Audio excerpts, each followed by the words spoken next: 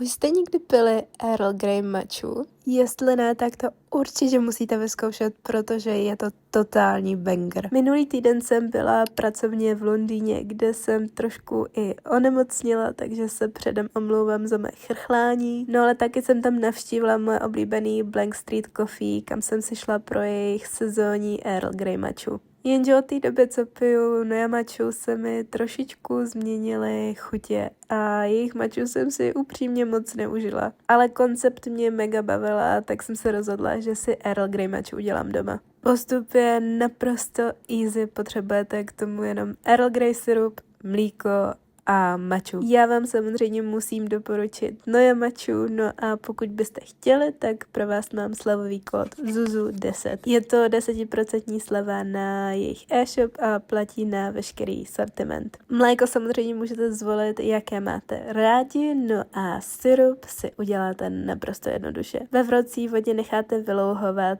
čaj Earl Grey, který potom přilijete k cukru a vše společně vaříme jako syrup. Jo, tak jednoduchý to je. Syrup samozřejmě můžete použít kamkoliv, třeba do kávy nebo do čehokoliv, co zrovna potřebujete osladit. My si s ním dneska uděláme matchu a budeme si dělat teplou matchu, protože, jak už jsem říkala, jsem nachcípaná a led bych asi dneska nedala. Tomu nám stačí si trošku našlehat a prohřát mlíko a pak si připravit vaši libovolnou dávku matchy.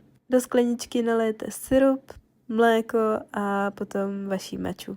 Prosím, kupte mi někdo už tu mističku s tím zabáčkem, já se na to nemůžu koukat. No a tady je výsledek. Možná jsem to trošku s tím syrupem přehnala, byla fakt sladká, ale byla výborná. A já si myslím, že moje tělo trošku cukru navíc asi ocení.